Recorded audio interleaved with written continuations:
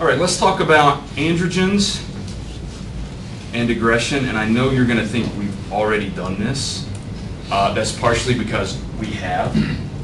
And Katie, it's very difficult to have a conversation about aggressive behavior and not talk about androgens, in particular testosterone. So here we go. Testosterone. Just in case you didn't know, have you heard that it influences aggressive behavior? Yeah, like that's a thing, right? And I want to make sure you know that's a thing. And that's why I keep telling you this, Brad, because there are some people who will forget this and they won't quite follow along. But the real question becomes, how, right? How does testosterone, like, whoa, I've got all this testosterone, I'm going to run around and headbutt people. Well, Lauren, I don't know why, right? I mean, what does that do for me, right? Is it important? Is it not important? I don't know. So I think there are some really interesting things to think about here. I think one of those things is we should think about males and females being different. So here is another super shocker. So everybody, please take a seat and hold on to your desk. All right? Bree, are you ready? Okay, let's give you a moment because this is going to be such a revelation. Are you ready?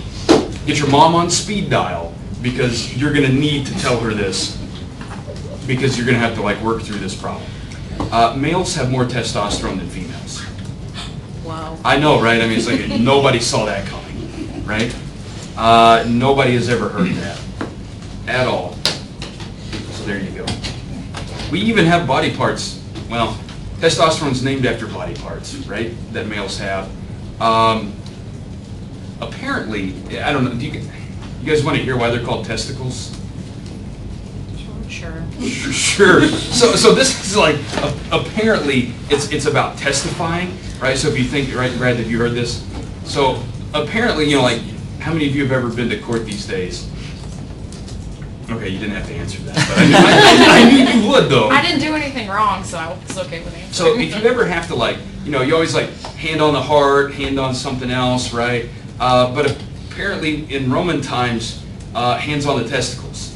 When you were like really trying to tell the truth about something. I don't know. Thinking about how that helps. I don't really know how it helps. I mean, if somebody else was grabbing you, I think you would be inclined to tell the truth. But if you're like grabbing yourself, I don't know that that's really right? I mean, I just don't know, right? Like if the bailiff was there and he was like, you know, ready to go with a squeeze, I think, well, I'm definitely telling the truth. But if it's me, I'm just like, well, whatever. You know, I'll tell you the same lie I had planned. I don't think it's really going to influence my behavior, but there you go. There's a great story. Did you enjoy that story? It's actually not bad. There's also some other, I don't know if you want this part of the story or not. There's also some other sort of, you ever have these moments, Kate, where you want to tell somebody something, and you're like what's the way I should approach this? There's some sort of movement-related, like testifying to the act of orgasm sort of thing you can think about or not. It's up to you. And so you can sort of think about things rising and falling at different phases. Okay, there you go. Right? Everybody's like, I got it now. Next time we'll be watching for that. I don't know, right? Nobody thinks about these things but me. And then I try to share them with you because I think it'll improve your life. All right, so how does this work? So well, we should consider males and females separately if we're really going to be thinking about androgens, right? So let's think about in males, hey, guess what? There's a thing called the androgen receptor. Everybody's got a bunch of these, right? Some of us have more than others. Quick way to tell is the beard. If you've got a beard, you've got more androgen receptors, okay? That's the easiest, most polite way to find out. There are some other less polite ways, but we'll stick with you know, facial hair kind of thing, right? If you can grow facial hair, you probably have a high number of androgen receptors. If you can't, you still have some, just not as many. Okay? What's really interesting about this is if you look, Dina, at the location of androgen receptors. This is going to be important, right? If you look at them, they're located in the bed nucleus of the stria terminalis, the lateral septum, the medial preoptic area, and the medial amygdala. So that probably means about nothing to most of you. Right, Brad? It's like, who really cares? What's really interesting is, though, these nuclei are involved in conspecific aggression. So if we lesion any of these areas, we see a decrease in conspecific aggressive behavior in males. If we activate or enhance these areas, then we see an increase in that aggressive behavior. Makes me think of a lobotomy then. Yeah. Is that kind of the same thing? Like, why would someone with a lobotomy be more aggressive? No, I thought they were less aggressive. And you said that if you give those places lesions, you're less aggressive. Yeah, but these are actually subcortical areas. So typically when you are dealing with folks and their lobotomy, removing cortex, but if you lesion them, you see a decrease. If you activate them, you see an increase. Does that make sense? So that's kind of cool, right? It's pretty straightforward. You start to think that makes a lot of sense. Androgen receptors are other places as well, but in the male brain, these are sort of the 4 highest concentrations. They're also located in a few other places. The vomeronasal organ, the accessory olfactory bulb, and in the medial and the posterior amygdala. What's cool about those places is they are involved in, find my mouse,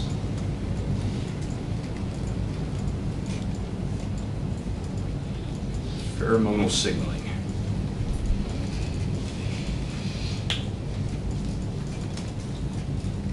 How many of you love pheromones?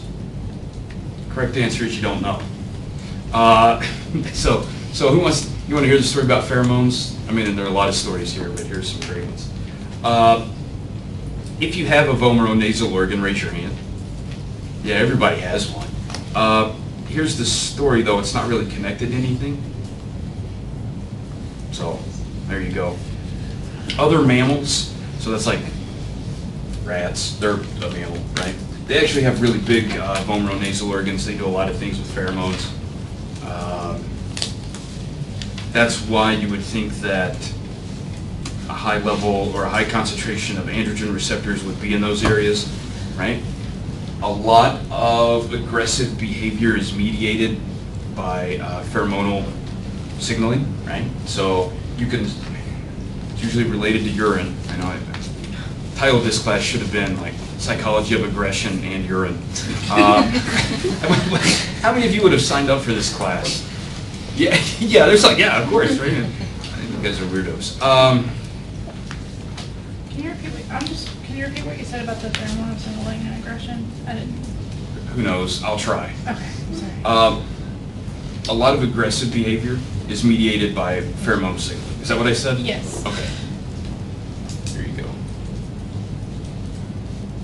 So males will smell pheromones of other males. That's typically going to be in their urine, and they'll go, whoa, I'm going to attack that. If they smell female urine, they'll go, whoa, I'm not going to attack that. That's pretty cool, right, Katie? Have you ever wondered, like, so I want to do this test, and I wonder how many of you would sign up for it for extra credit. I want to have, like, cups of urine, and have you smell them and try to decide if it's a male or a female. Just like, see if you can do that. Anybody interested in that? Who's interested in the results, but not actually like being in the study? Yeah, right? I mean, that'd be kind of cool. Well, how many extra credits? So we're gonna like find, you know, what is your dignity level, right? I can send like. How about I donate my urine to be in the thing? Can I get extra credit for that? I'd rather smell urine than do that. You'd rather smell urine I'm than being in donate? the cup then. I don't know. As long as it doesn't land on me, I don't really care what my urine does after it leaves my body. It'd be weird to have someone else smelling your own urine. But I want it now. Just don't think about it. Yeah, it's a double-blind study. I don't know that I could not. We'll blindfold you and then tell you that it's like pineapple juice. So there you go. My guess is that we would only be slightly better than chance at determining male versus female urine. That's my guess. If you were a rat, you'd be perfect, right? You would be perfect at telling male versus female urine. The thing in humans is we do have a vomeronasal organ, but it really is not connected to anything, right? And the vomeronasal organ is sort of the main brain region that's doing the interpretation of pheromonal signals, right? So Bree, if you don't really have a well-connected vomeronasal organ, then the pheromones have to be processed through your accessory olfactory bulb. There's some evidence that maybe this happens in humans, right? So there are those like classic wear a t-shirt for 2 days and let somebody smell it studies, right? And those are odd, right? I mean, because I don't know. Like I think about what my laundry smells like. I'm like, it must have smelled 2-day-old shirts. Somebody's, I don't know, right? It's kind of interesting. And then I watched this show. Did you ever see The Moaning of Life with Carl Pilkington?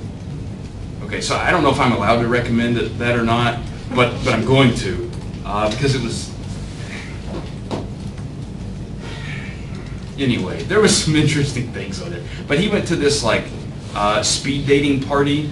And you had to bring a shirt that you had worn like the night before. People would smell these bags and they had numbers on them, and then they would like hold up the bag and take a picture and like if this is you, I'm trying to match with you because I like the smell of your shirt.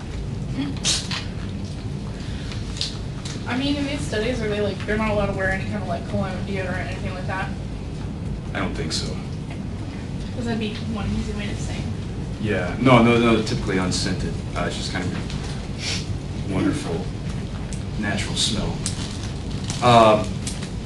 Katie, you made this face. Why was that? Just not too pleased about that, right? Not going to recommend to anybody they lay off the deodorant. So anyway, these vomeronasal organs in humans, it's sort of a mixed bag, right? Whether they actually work or not, whether we're getting any of that information or not. So whether pheromones are a major sort of factor in human attraction is sort of up in the air, right? I don't think the story's completely finished on that, Katie, so. I thought that they find the most variable MHC. Yeah, so that's probably more important, right? Yeah. And so you. Or genetic diversity or something. That's like a whole story there, Dina. But it's just that we're not conscious that that's what it's being attracted to. Yeah, so that's really. What is it, Brad? Oh, so we're literally smelling genetic diversity. Yeah, that's really what you're. I mean. Yeah. Yeah, so there's this thing called major histocompatibility complex, for those of you interested in this. It's really what gives you some sort of, it's mostly related to immune system function, but it gives you some genetic diversity. You try to match up with someone who has the optimal amount of MHC diversity from you, right? And so that's what seems to be attractive, so that you can create offspring with the coolest immune systems ever, so they don't die. No, seriously, that's a true story. And did I tell you about tadpoles? Did we talk about tadpoles in this class? I don't think so. Really, we didn't talk about licking tadpoles? No. You guys would have remembered that? Yeah. I think we mentioned it in another class. That's a possibility, because it's a good story. So, Dina, to your point about major histocompatibility complex, there are cannibalistic tadpoles. Yeah, that's pretty cool, right? And they will eat like other tadpoles so that they get to be the biggest tadpole, right? Kind of like those crayfish we talked about, right? But one thing that the tadpoles will do is they'll put a smaller tadpole in its mouth, and they'll kind of swish it around a little bit. If it's related to them, they'll spit it back out, and they're probably detecting MHC, right, to see if it's actually a relative or not, and they'll only eat non-relatives, or they prefer to eat non-relatives. Given nothing else to eat, they'll eat their cousin. But given the option, they'll eat somebody they're not related to. That's exciting, right? Nobody was really ready for that story. So, pheromones, kind of cool. These things float around in the air. Other species are more driven by pheromones than humans are. Mice are a great example of this, right? Humans are too. There are ways that you can delay onset of puberty by not smelling urine from males if you're a female. So I don't know if anybody's interested in doing that.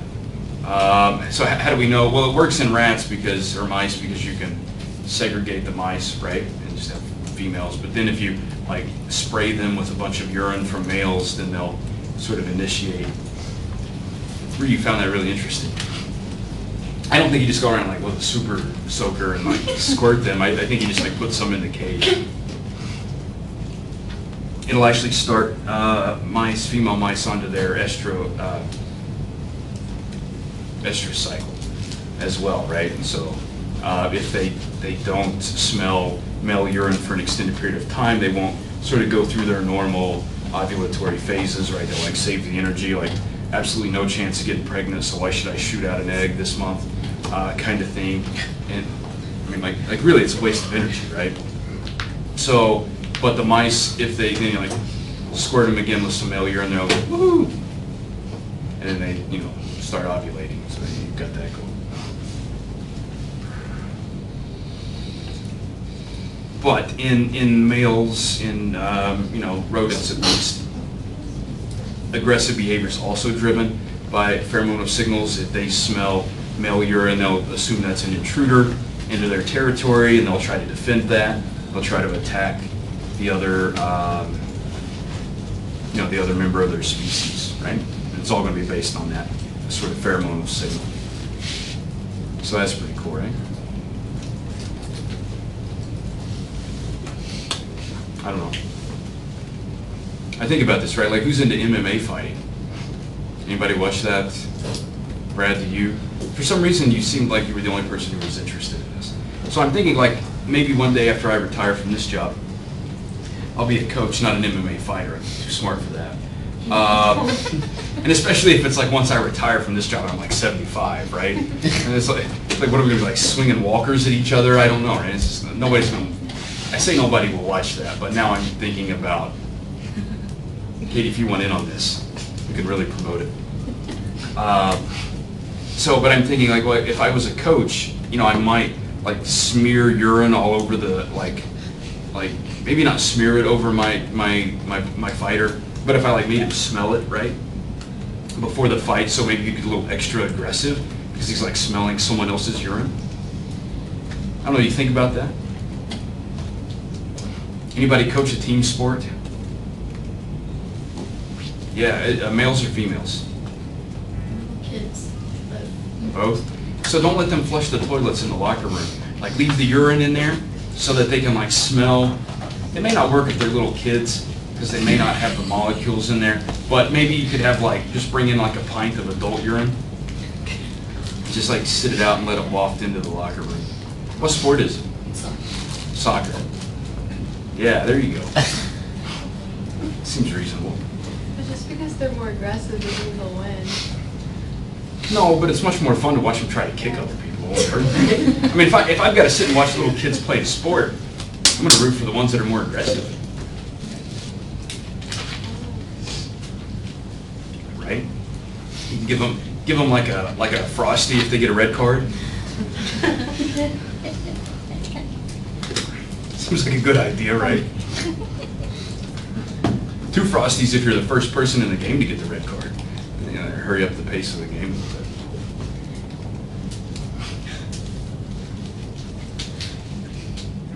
See, Lauren, this is why I should be a coach. I actually coached my little brother's t-ball team one year. My brother's like 11 years younger than I am, so I was like 17 and he was 6. I was like, well, I got nothing else to do this summer.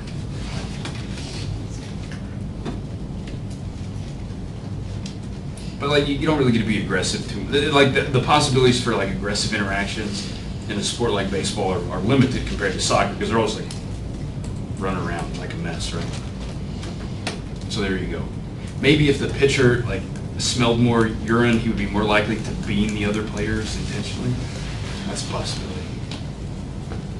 See, now I'm thinking about a retrospective study of plumbing in locker rooms and the proximity of the toilets to the lockers, right? To see if and then you see what I'm thinking about here? Like maybe the teams that have their toilets closer to the lockers are more likely to bean opposing players than they're not. Like you could do this retrospective study if you knew something about like baseball clubhouse architecture. I'm tossing stuff out for you guys. I don't know why you're not picking up these. You guys could write to like every Major League Baseball team and say, can I have a plan of your bathrooms and locker rooms? Because I have this idea. I'm thinking about it. What I'm really thinking about is, Vince McMahon's bringing back the XFL. I don't know who's excited about that. Chelsea is for some reason. So now I'm wondering, like, they should put the toilets like right in the middle of the locker rooms, right? So that they can get that extra pheromone boost before they go out. Eventually they're gonna like ban male urine as a performance enhancing drug. So I'm like thinking about this going forward. All right, so that was an interesting story, right? You got that going on.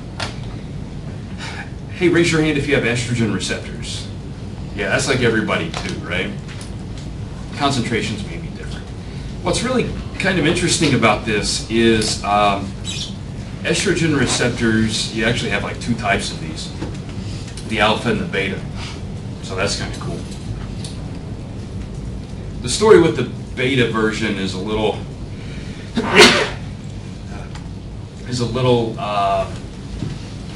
confusing, right? And it's not as straightforward, so we can just kind of breeze past that. But let's talk about the alpha receptor type. What's interesting about this is if you knock out that alpha receptor, right? So remember we talked about the knockout mice? They don't have the genes to make the estrogen receptor. If that's the case, that alpha version, they actually have reduced aggression.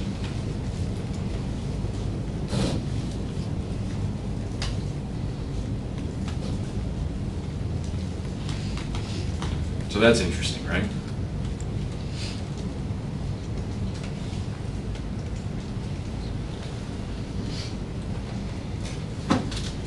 It's supposed to be an arrow. Looks a little more dreidelish, and I didn't mean for that to happen. So that made estrogen increase in aggression? Well, that's a good question. But not exactly. But in males, so we're going to get there. Like in males, things are different, right? So like females, when they have, it's a slippery story. So hang in there. Okay, just wait. Don't write. Why do you use ink? You should use pencil because that way you can erase when you. I don't make mistakes. You don't make mistakes. Although you're thinking maybe signing up for this class was one. What's interesting about this is in these knockout mice. So here's like a standard approach to study aggression and hormone effects. Is what we call.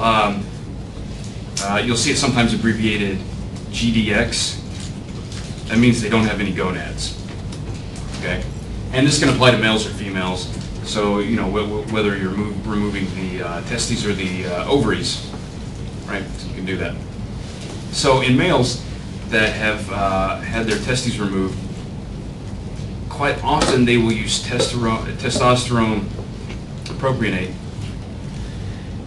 to sort of replace testosterone production, right? So you can give these animals daily hormonal injections, and for many cases, if you're just removing the gonads, replacing that with this, with these injections, their behavior will revert to normal, right? It'll revert to sort of that wild type or that normal behavior, right? For what we call an intact animal, not one that's had its gonads removed. That's a pretty standard approach to look at a behavior to see if it's mediated by a hormone, right? You can do this in sort of the developmental phase. You can do this early, you can do this later. See when that has effects, right? How many of you have horses? Anybody ever had a horse? Meredith? Yeah, so horses, right? So horses come in like 3 varieties, right? You get your stallion, your mare, and quarter horse. Where are you? You gotta have your gelding, that's the third kind. You got a quarter horse? Yeah. Do you know if it was a stallion, mare, or a gelding? It was a boy, his name was Alex. Name was Alex, was it nice? Yeah. It was probably a gelding. So what they'll do with horses, I don't know if horses can be crazy, right? It's like my neighbor had a horse once and it ran over top of her. That was pretty frightening. My neighbor's fine, by the way, and I assume the horse is too. Horse has probably died by now. The neighbor, I think, is still alive. I'm gonna have to call my mom and ask now. I mean, the neighbor lived through that. She lived some number of years after that. I just don't really care about like childhood neighbors at this point in my life, right? I mean, whatever. I really feel like my mom would have told me if she died, but then I really feel like I wouldn't have bothered to remember that. So it's up in the air. It's a 50-50 shot. Anyway, horses, right? So they're kind of wild. Sometimes stallions are. And so what you'll do to a wild stallion is you'll sometimes castrate it, right? You turn it into a gelding, and then they are supposed to calm down a little bit. The problem is if you sort of wait too long on that, it doesn't really do any good, right? Because they've already developed these like behavioral patterns, right? They've already developed these sort of aggressive brain circuits and things, and it's sort of the same thing with rats. How many of you have a cat? That's a better story, right? Or a dog. Yeah, how many of you have had that thing castrated? Neutered? Okay. Yeah. Well, you say castrated, and I'm thinking they're cutting off their penises, and I'm like, really? No, just the testicles. They Okay. usually leave the penis. Cool. It still has, I was like, it still has to pee. concerned. I mean, you know. So you're going to leave that part there, but not the part that makes it really aggressive. Okay. So there you go. Does that work? Okay. You're good, right? Yeah. Anybody excited by that? I feel like I'm like Bob Barker, like spay and neuter your pets. Is that guy still alive? Like again, I think I would have heard he died, but I don't know that I would have cared to remember. Now you're Brad's thinking, like he's Well, thinking. no, wait, what does that have to do, what does he have to do with spaying and neutering? He would always say on his show, hey folks, Oh. spay and neuter your pets. He didn't like stray cats. I don't know. That's what I assumed. I assumed his neighborhood was overrun with stray cats, and he was really, Get off my lawn. yeah, makes sense to me. So, in animals, in males, these mice who have had their estrogen receptor alpha knocked out genetically, giving them the TP injections, that's this guy, it doesn't actually restore aggression, okay? So that tells you that by knocking out this estrogen receptor, that it's also sensitive, Dina, to testosterone, right? Because they don't have that that particular receptor. It's not going to work. So there you go. It's not a bad story, right? Okay. Who's looking up to see if Bob Barker's still alive? Nobody? Nobody would. That might be a bonus question. Is Bob Barker still living? I could leave it on there and the answer may change in the future, right? I mean, I know it will. In fact, I'm pretty confident on this.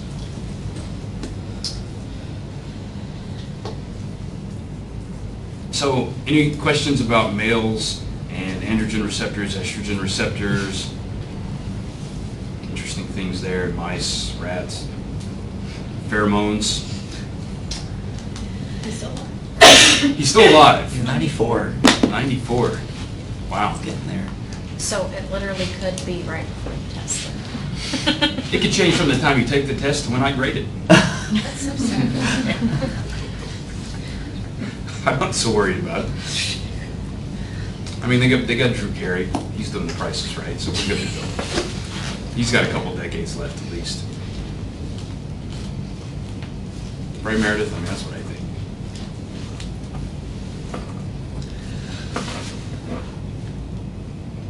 All right, other pheromone stories. Nobody's interested in that, right? All right. I could tell them about the sheep, but that doesn't really fit with this. The sheep and the trench coats. I heard that musk was made from like deer pheromones. So, Yeah. Are we attracted to deer pheromones? Like, what? Hey, you know, people are into all kinds of stuff. So that's what I'm going to say. No, I'm just kidding. So, Like, do we have like receptors for other species? so here's the story, right? We're all mammals. That's cool. We all evolved from a very common ancestor, right? And a lot of these biochemical systems, there's really no point in screwing around with it, right? So they're quite similar, but they're going to be shifted a little bit, right? So I would assume you could take a pheromone from any male mammal or female mammal, right, whichever, and in general, the opposite sex of some other species would respond to that appropriately for the species that's smelling, not the species that release the pheromone. So that's my guess. Now I think it's not going to work. Like if you take dog pheromones and you know, give that to a monkey, I don't know that that's going to be as powerful. It's not going to be as powerful as monkey pheromones to monkeys, right? So there you go. But we could try that if you wanted. There are these people, I see them, who sell deer urine. Yeah. Yeah, which doesn't seem like something I want a job collecting. It's like I'm trying to like think of like how you do that, right? I mean, if it was like a slow animal, like I think I could make that happen. You can just like grab it and have a bucket or something. But and I also don't think I'm going to be able to train a deer to use a bucket. I don't know, right? Does anybody? Nobody else thinks about these things. So we could try that if you wanted, Dina. I mean, no, you don't want to, right? Like we could do a study here. We could, I mean, maybe we should get those of you. Well, yeah. So this should be like a partner study, right? So we could find people who are in a romantic relationship, and we could give you some sort of, you know, aerosolized pheromone from. I mean, pick your, you know, what's your favorite mammal? That's not a human. That's here. Bats. We have bats. So you could give people some bat pheromones and see if that increases sort of amorous activity in your relationship or not. The results of that just make me nervous. I don't know. I mean, I don't think it's gonna like ruin a relationship and turn somebody off. At worst, it's gonna like accelerate your relationship a little bit, right? I mean, so I'm not too worried about it. I'm not too worried about a lot of things, though. All right, let's talk about females for a little bit. We've talked about males. So there's this idea of what we call the common path hypothesis, right? And this works for a lot of stuff, right? So if you find a particular sort of neurochemical pathway in females, and you're like, wow, that's cool. And then we studied males, it's like, wow, that's cool, it's the same, right? Like dopamine and reward circuitry, for example, right? That's going to work the same in males and females largely. I mean, there's not going to be really any differences there, right? It's kind of the same thing. However, it doesn't really seem to work when it comes to aggressive behavior. And the reason for that is you can shoot up a rat with a bunch of testosterone, and if it's a female and hasn't had that sort of organizational effects of testosterone, we're talking about just a normal wild type rat that's gone through its normal process. Given that a lot of testosterone is not going to make a real difference in its behavior, okay? Not in the way that we see with like male rats, for example, or male mice, right? What's also interesting is there seems to be some effect of this molecule called DHEA. Just to clarify, this is not that thing that's in baby formula, right? Anybody ever thought about baby formula and there's like the DHA stuff in there, right? You ever see that? For like healthy brain development or whatever. I think I saw that once accidentally. Some Sometimes I go down the wrong aisle at Kroger. I'm like, oh, I don't need anything down this aisle. It's like trying to buy deodorant. They keep it's close together over there. So there you go. So DHEA seems to have sort of a positive effect on GABA. GABA reduces the amount of this molecule called PregS. Don't worry too much about what that is. But the end result is that it's going to decrease aggressive behavior. And Dina, DHEA is actually sort of in that sort of metabolic synthesis pathway of testosterone, right? So it is an androgen. But in females, it seems to have a negative effect on aggression, so it sort of decreases aggression. So that's exciting, right, Meredith? I mean, wow. It increases GABA? Yes, and because GABA is inhibitory, then it's going to inhibit those behavioral circuits that are going to have aggressive, drive aggressive behavior.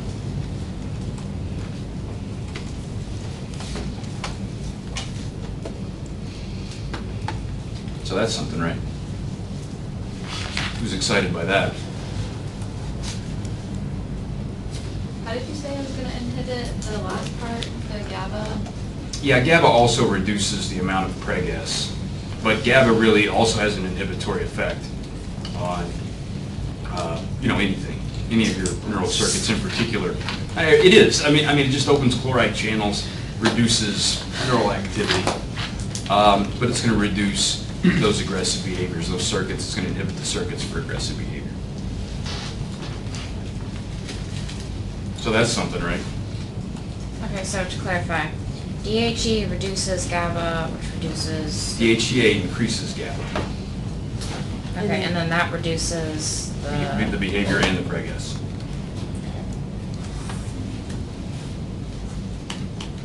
So that's kind of cool, right? So you get these kind of opposing stories here.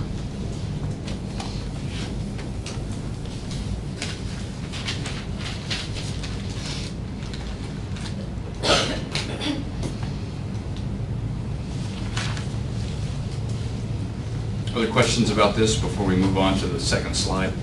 So is DHEA that's unique to females? No, it's part of the. Let's keep those.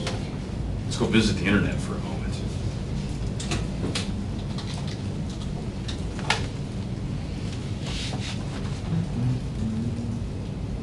What I was really just wanting is, yeah. So DHEA is a sort of a precursor to testosterone. It's in that pathway.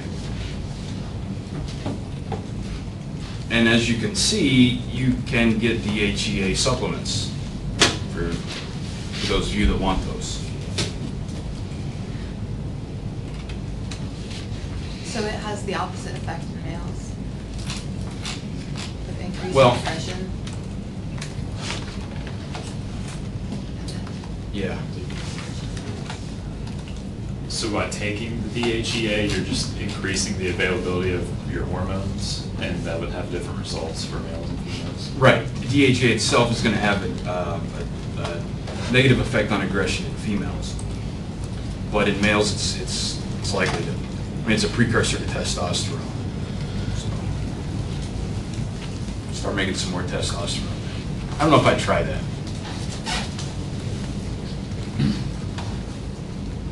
Just my suggestion to you. All right, who's ready to go to slide 2? This one has a picture, John. Are you ready? Look at that. It's a lemur. So the title of this is Who Likes Humans? And I know I put a picture of a lemur here. But there's a reason. There's a reason that there's a lemur here. We'll get to that in a moment. So here's what's kind of interesting. How many of you have ever been in a competitive interaction? Yeah, that happens, right? And some of those involve physical contact and some don't, right? How many of you are an arm wrestling champion for your county? Abigail, I thought that was you for some reason. Like, yeah. I don't know. You weren't the winner in your weight class for your home counting? Huh? Not even close, not even close. You should work on that. Yeah. So, if you are anticipating a competitive interaction and you are a male, you will increase your testosterone level. And that seems like it would be pretty helpful, right? Because everyone knows the more aggressive you are when you get into a chess match, the more likely you are to win, right? Because you got to intimidate that other guy. Anybody here play chess? Like, why did you do this? Because I was kind of confused about the aggression part of chess. Yeah, it was a joke. Okay. But even at that, if you were anticipating that competitive interaction, you would get a boost in testosterone if you were a male. You're like, all right, I'm going to the chess tournament, and I'm really jazzed about that. I have a chess set in my office, Dean. You should come by. We'll play a match sometime. It's a replica of the set that was used, I believe it was in 1972, when Bobby Fischer won in Reykjavik. That's pretty exciting, right? It's in a bag. I even have a bag for my chess set. I don't know if anybody finds that interesting or not, but they sell bags for chess sets. It's kind of cool. So you're going to get that boost in testosterone. Now, this is for anything, right? Any sort of competitive interaction. So how many of you have, and again, this is only for those of you who can grow facial hair. Nobody else really gets to answer this because it doesn't apply to you. Right, Brooke? So there's like, you're not going to get a boost in testosterone if you're headed out to the, I don't know if you, are in a tiddlywinks competition, right? That happens. Competitive tiddlywinks, I don't know. This should be a thing, right? It's probably going to be on BBC America. They have like the darts competitions on there. Just made me think about that. So you don't get that boost if you're a female. You do get it if you're a male. What's interesting is that like after that competitive interaction or during, then you sort of, your testosterone level, it diverges, right, depending on whether you've won or lost. Okay. Increasing your testosterone level going into a competition seems important. It seems helpful, whether or not there's physical contact or not, right? I mean, how many of you were cross country or track? Yeah, right? Okay. So now let's imagine you're a male, because again, it's not going to work if you're a female. But then if you're a male and you're going into that competition and you had a boost of testosterone before the match or the race, then that would be pretty helpful, right? So that's got some advantage for you there. Now, if you win, you even get more testosterone, so that's awesome. If you lose, you get less. It kind of goes down, right? Especially if this is like some dominance interaction. Like if for some reason after the race you had to like wrestle the other person who might have come in close to you. So that's kind of cool. This even works. How many of you are fans of sports? Yeah, okay. Tyler, what's your favorite team? I'm a huge Duke fan, like basketball-wise. Okay. Well, your testosterone levels are okay then. Meredith, on the other hand, is getting ready to stab your eyes out. Is that okay? I mean, you can, Not a big fan. I'll turn around and you can take care of that if you want. So, you're a Duke fan. So Duke tends to win, right? Is that why you're a Duke fan? He's a bandwagon guy, I can tell. Not at all. I've been a fan since I was like 1. Oh, okay. You're born into it. They get them when they're young and they don't know any better. Yeah. So, when your team wins, your testosterone level goes up, whether you played for them or not, right? Just like, whoa, we won. But whenever you lose, your testosterone levels actually go down. And they did this interesting study with some folks. It was for some soccer fans, and so they measured testosterone levels like after soccer matches, and the winning team's fans had higher testosterone levels than the losing team's fans. So even the people who weren't involved in the contest themselves, your testosterone can go up or down. So if you, for some reason, want to increase your testosterone levels, start rooting for a winning team, right? So I'm terribly concerned about Cleveland Browns fans and their testosterone levels, because for like a decade or two, I mean, it's just been going down, right? So things to think about when you select a team. Again, for most of you, it doesn't make a difference. Your testosterone levels are going to do whatever they do, and you can't really affect that. For like the few of you who this matters to, think about that, right? It's like a natural testosterone supplement rooting for a winning team.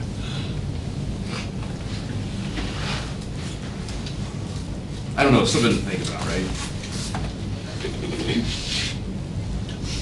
So what about females, though? And these are female humans. Female humans are elusive at best.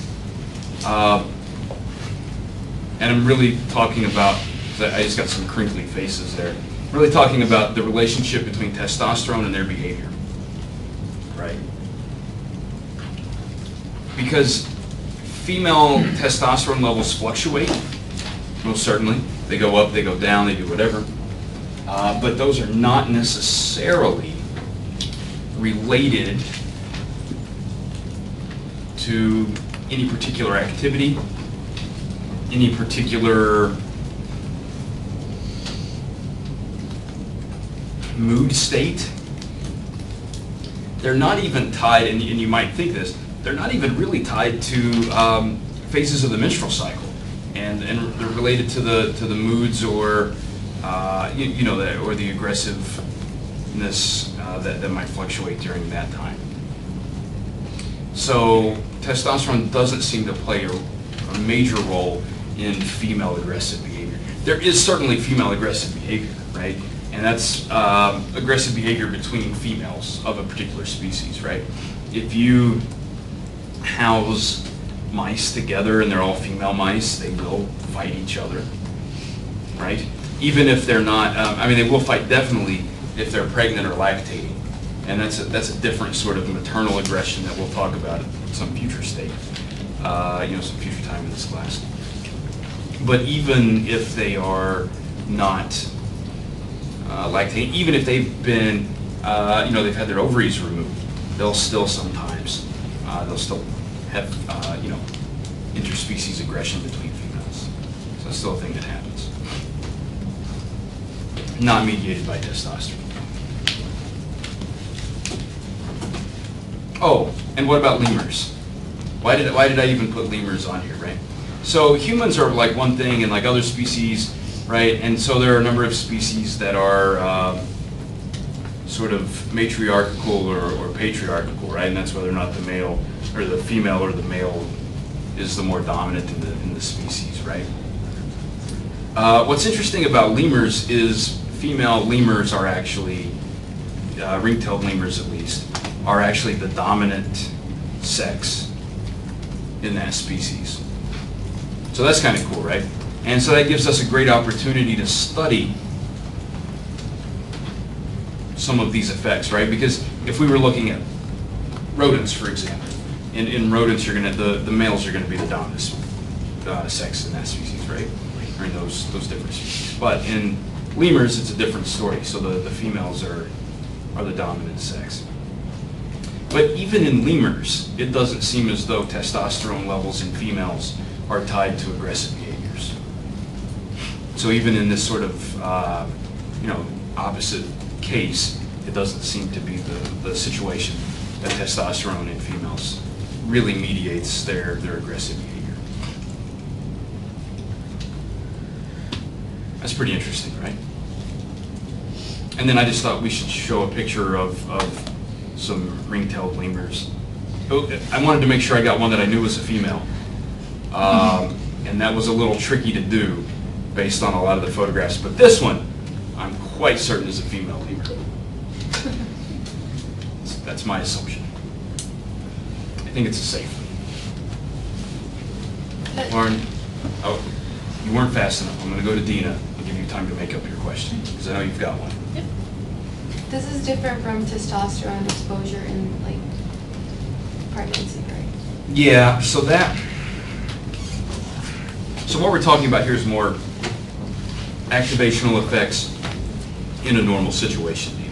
The other effects, we can obviously, at that organizational time frame, drive development one way or the other. But in that case, we're really sort of artificially enhancing or driving that development in one direction or the other.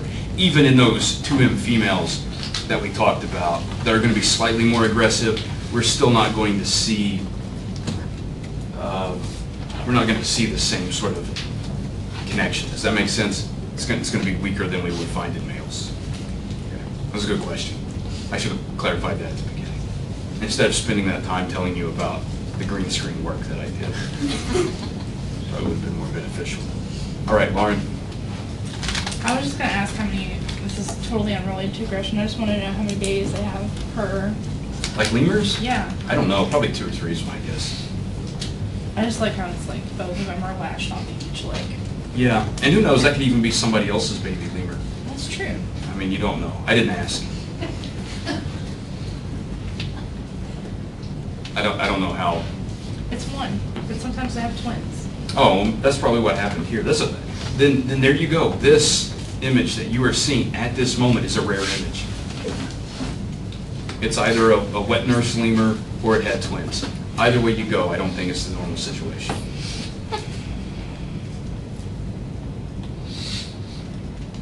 That's something, right? Yeah. Well, who's interested in drinking lemur milk? See, Kate, you made that face, but you drink cow milk. At least lemurs are primates. Are they vegetarian? I think so. I don't know. It's possible. They might eat insects. Yeah. But I don't really know. I feel like a fly might. Do you only go into a drink cow's vegetarian milk? I just think cows only eat grass and stuff. I don't know. I've seen some cows eat other things besides grass. Like grass. accidentally. Yeah. But I don't know. My sister has this shirt that has a cow on it, and it says, "Not your mother, not your milk," which I think is kind of hilarious. Because I tell people all the time, it doesn't make sense to drink cow's milk. You should drink people milk, like as you're a people. Yeah. And then that really grosses out some people, right? It's like, oh, geez, I don't want. And I'm thinking, like, you know, these cows are like out in the fields, like, because then you think, like, well, what's that person doing? I'm drinking their milk, but that cow's like out in the field with big piles of cow dung. I mean, does that seem like more sanitary than? Probably not. I mean, at least we've got hand sanitizer. But would that like notion encourage cannibalism for people who eat meat? Like, No, no. no, you shouldn't eat members of your own species. You just drink their milk. Saying. That's different. That's a normal process. I would say probably. Well, I'll know because I'm going to grade your exams. I can tell which ones of you were breastfed. Because you'll score a little higher on the exam. So if you do make the horrible mistake of having children, please at least breastfeed them. I mean, at least they'll turn out as smart as they can that way. Haley? I just looked up the lemur diet. Yeah. They eat fruit, leaves, flowers, tree bark, and sap. So. That's not so bad. Right? That seems like a pretty organic diet. Organic lemur milk. I see a market for this. I don't think they would produce a whole lot though. I don't think they Pretty would small. either. They are pretty small. So like volume's an issue. I mean, for cows, like, I don't really know the whole process of how you would go about milking cows or how that works. But I know generally animals produce milk when babies are born, so do humans. Yeah. So, like, do they just keep them into a stasis where they just keep producing You just milk? keep it rolling. So that's like the other thing, right? So there's just like a side story. So when you are like actively breastfeeding, and that's or udder feeding, whatever you want to call it if you're a cow, because I assume it's the same process. You're going to release. Remember that prolactin, Yeah. right? So you're going to release that hormone, and so as long as you keep that going, like and there's not a break, you will continue to lactate. I don't want to say indefinitely because that's not exactly true, but for an incredibly extent, and this is how wet nurses actually work, Yeah. right? So it's not such a thing like now, but previously somebody were like, oh, geez, I'm not going to breastfeed my baby because like I'm too rich and whatever, and so I'm going to pay somebody else to do that, right? And you just like find someone who's just been feeding somebody else's baby, and you're like, hey, I'll pay you for a couple of years to keep that going over here, and it's like, okay, that makes sense to me. It's not really any extra effort on my part. I just keep eating whatever I've been eating, and hold on to a baby a few hours a day. It doesn't seem like too bad of a job. I actually saw a news article on Facebook about a woman who keeps lactating Yeah. and like just does not stop. So she's been, what, pumping and then like giving it to mothers who can't do it. That's too bad. She could have made a lot of money on that. Because you could sell that. No, they're like some athletes will drink breast milk. I know, right? And we go, that's like, I'm not trying that one. Yeah, so that's a hormonal thing, right? So it's all hormonally driven. Yeah. Yeah, I don't know if I was going to make money off. I don't know, but goats, right? Goat's milk. See, so you know you were thinking about like small volume, but then that's just a higher price on that commodity, right? I mean, lemur milk seems like it's really, you know, right up there, like hard to get your hands on, so it's going to be scarce.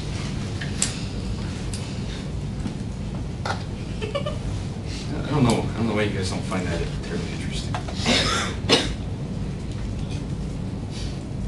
Questions about that? Comments, concerns?